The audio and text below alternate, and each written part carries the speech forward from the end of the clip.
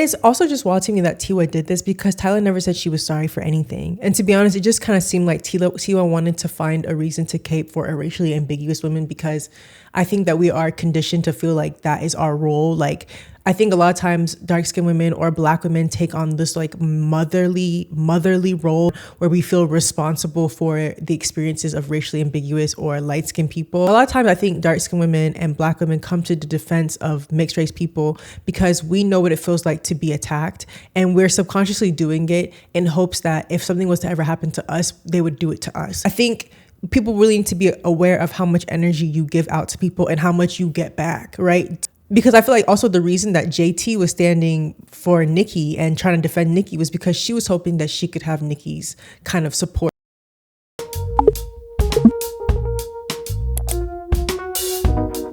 Sometimes it don't make no sense. Does it really have to? There is nothing I can say. Hi, welcome to Mayowa's World. Hi, y'all. Welcome to Mayowa's World. My name is Mayowa, and on my platform, I talk about colorism, featureism, texturism. I wanted to make a very quick video talking about how I feel like Black women, dark-skinned women need to stop being shields for light-skinned and or racially ambiguous women. So never in my life did I think I would have a video talking about JT and Tiwasavage in the same video. But those two people came to mind this week, and I just felt very cringy watching two people come to the defense of racially ambiguous and light-skinned women. So for those who don't know, Nicki Minaj and Cardi have gotten into their annual beef that they do every year for the past like 6 or 7 years, where one of them says something to each other and then they go back and forth online for a long time. A lot of really like nasty things were said about people's children. It was a lot of discourse, which I actually have thoughts about that discourse, but I'll say that towards the end. So in the midst, Cardi B and Nicki Minaj fighting as they're saying really horrendous things about each other's children and about each other, JT comes to attack Cardi B. So for those who don't know, JT has for a while wanted to have allegiance with Nicki Minaj. I got on this live, right? Because we finna promote this song.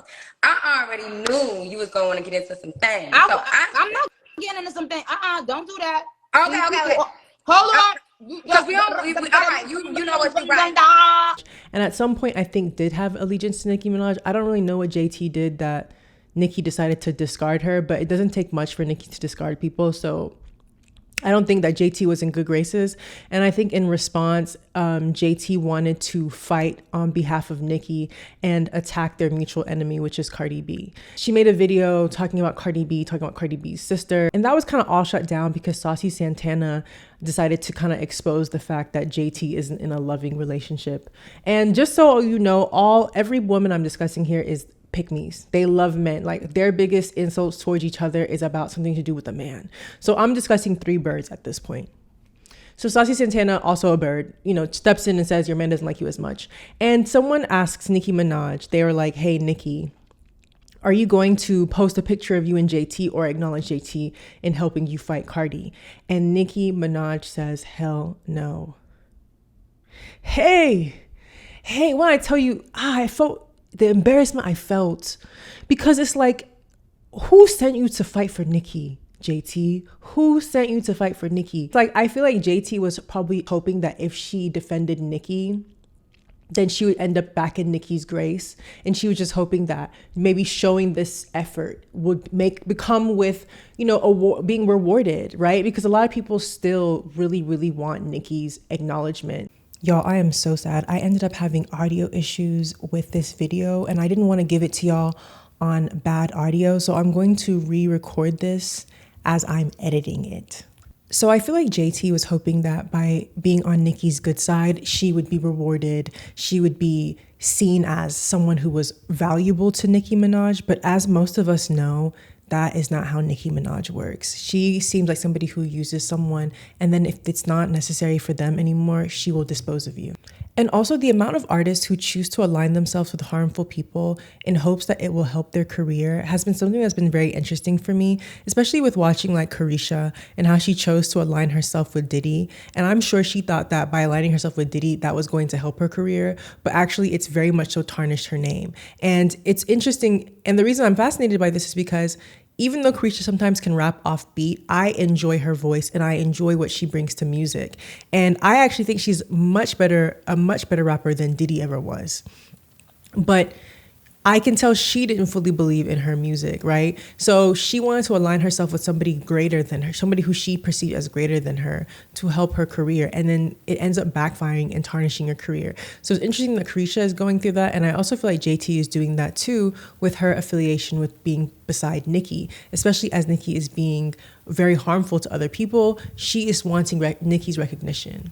And what I think is interesting about the beef between Nicki and Cardi is that people are saying that Nicki was the bully and Nicki was the one who started it. But it's like, I feel like both of them are perfect for each other because they both match each other's wickedness and evilness.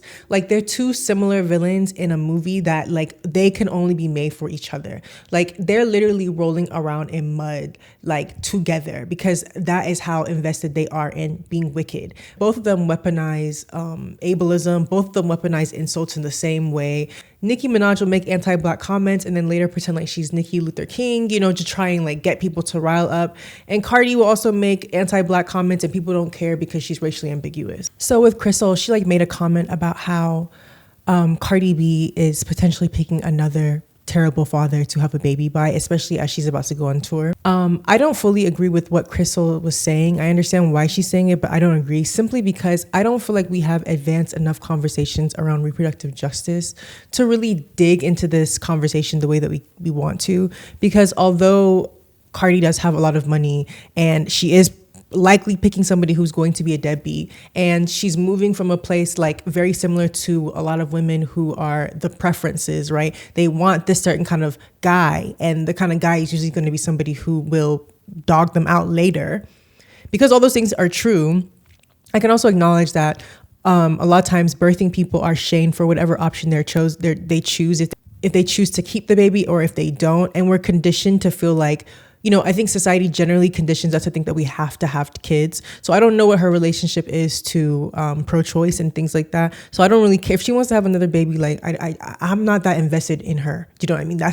I don't care what she's doing. She's like a rich girl. But it was interesting to me that after Crystal said what she said, people attacked Crystal so much. She got so much hate and people were saying that Crystal went too far. People were like, Crystal, you've gone too far. That was such a wicked thing to say. Do you know how that affects many women? And I didn't think it was wicked. Like, I think that it was an interesting conversation to hear somebody bring up in regards to Cardi, but I didn't think it was like the most mean thing ever. But it was just so interesting to me that people were like so adamant about saying Crystal went too far. But people didn't find it that Cardi went too far when she called Samira a fat, right? When she called Samira out of her name. When she used her big platform to make many videos attacking and making fun of Samira, that wasn't too far. But Crystal telling you that you're likely picking another deadbeat is too far. Like, this is what I mean. I feel like people just naturally have more empathy towards racially ambiguous and light-skinned people to where like they can recognize like, oh, that is such a mean thing to say to somebody. Cardi's still the same person who's making fun of potentially disabled children. So Samira hasn't posted since she got attacked by Cardi B online. Samira hasn't posted, and I haven't really seen anybody bring her up or check in on her. I didn't see people say that Cardi B went too far when she pretty much said that the reason that she gets streams over dark-skinned women is because she's smart. I didn't see that going too far. There's a lot of artists that are dark-skinned. They don't get the deals that I get. You want to know why? Because they just don't know how to market themselves. They're just not smart enough. I didn't see that going too far when she talks about fetishizing Black men. Those things aren't going too far, you know what I mean? But it goes too far to talk about the fact that she's having another baby. That is the where we're like, no, it's like off balance. I'm just like, So the other person so this also like links back into Tiwa Savage and how she did an interview with The Breakfast Club. I don't really understand why on The Breakfast Club they asked her about Tyla, because Tiwa Savage is from Nigeria. So I don't really know what that has to do with South Africa, but they did in fact ask Tiwa Savage what she thought about the whole Tyla situation. I get why that would be such a huge thing here because of, I mean, the history behind that name, you know. I don't know. I think I felt for her a little bit because I feel like she's young and I don't think she means to come across like that. Mm-hmm. But where I'm from, when something like this happens, like they say the elder will come and say, on behalf of such and such, we apologize. You know, that's what I feel like. If that wasn't communicated, I would like to say, you know, like, on behalf of that her or whatever, like, we apologize, like, you know, we didn't mean it, forgive us. You know, because I don't think it came from a bad place. Sorry, I'm not sorry. Hey, And seeing her also do like this whole thing of like, oh, I just felt bad for her. I didn't know why I felt bad. I just felt bad. I just thought it was strange too, because in Nigeria, Tyla wouldn't be considered black. Like in Nigeria, it's very, very much so strict about if you're mixed race, you're not black. So I don't know why Tiwa is like, oh, I just felt so bad for Tyla, and like on behalf of Tyla, on behalf of Africa, we apologize. Like, Tiwa, maybe we should be apologizing for our bad government. And it's also just wild to me that Tiwa did this, because Tyla never said she was sorry for anything. And to be honest, it just kind of seemed like Tiwa wanted to find a reason to cape for a racially ambiguous woman, because I think that we are conditioned to feel like that is our role. Like, I think a lot of times dark-skinned women or black women take on this like motherly role where we feel responsible for the experiences of racially ambiguous or light-skinned people. And I think that a lot of times we're doing this because we hope that we could be defended like that. Like we hope that people, like a lot of times I think dark-skinned women and black women come to the defense of mixed race people because we know what it feels like to be attacked, and we're subconsciously doing it in hopes that if something was to ever happen to us, they would do it to us. I think people really need to be aware of how much energy you give out to people and how much you get back, right? Tiwa and JT, because I feel like also the reason that JT was standing for Nicki and trying to defend Nicki was because she was hoping that she could have Nicki's kind of support. She was hoping that Nicki would support her. She was hoping that, and I feel like, you know, JT is doing these things because she wishes she had what Nicki has. She wishes she had Nicki's fan base. She wishes she had Nicki's support. She wishes she had like Nicki's power, even though JT has her own power, and like her trying to affiliate herself with this person who is harmful is only taking her power.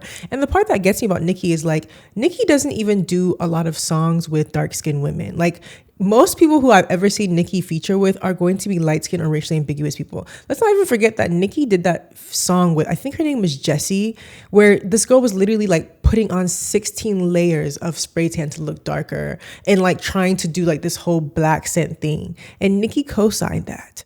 So I've seen Nicki support light-skinned and racially ambiguous women more than I've ever seen her support dark-skinned women. I don't really know that many dark-skinned people that she's collaborated with, and I don't care if y'all gonna name the one or two that she has. It's just not gonna be the same degree as she does light-skinned or racially ambiguous girls. So like, even trying to defend somebody who doesn't even try to center people who look like JT is really telling to me. But I think it's a conditioning. It's a conditioning that makes us feel like our only importance is when we are defending and fighting for somebody else. And I think it's because we really wish that we had people who did that for us. But it's like, no one's going to fight for you but you. And like, the wild part is like, JT, you are alienating your actual fan base that likes you when you affiliate yourself with Nicki. And same things to Tiwa. Like, Tiwa, I like you. Auntie, I've always liked you. Why are you now defending Kyle? Like, you're embarrassing me. Like, you're embarrassing us. Like, we support you. And like, you know, Tyla has a lot of things to, in my opinion, Tyla has a lot of things to address, and she doesn't have to, right? Like, the privilege that she has as a racially ambiguous person, she doesn't have to address these things. It's not going to actually impact her career in the long run. Like, Tyla doesn't have to address the fact that she did a photo shoot and was colorist. She doesn't have to. And like, why would you feel sympathy for someone that could do that? Right? Like, Tyla doesn't have to address these things because it's not required of her. That's why she didn't have to answer what race she is. Like, and I think this desire of wanting Tyla to be black and feeling bad that she doesn't see herself as black and trying to come to her defense, like, it all gives low racial self-esteem. Do you know what I mean? I know this was like a change of scenery, but I'm happy I was able to record it again. So thanks for watching. Have a great day. Bye.